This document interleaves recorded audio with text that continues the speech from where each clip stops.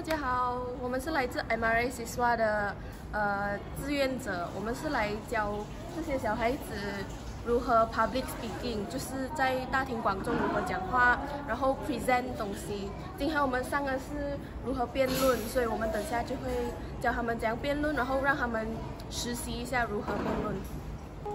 Affirmative, and the second team is called? The judge, yes. So there are two teams, and let's say the motion was this house believes that school is boring.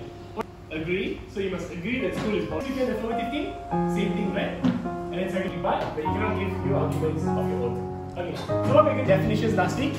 So let's say the motion is this house believes that school is all done today. And being an argument, you must tell me this is my first argument. Three people on the affirmative team, three people on the who wants to be affirmative?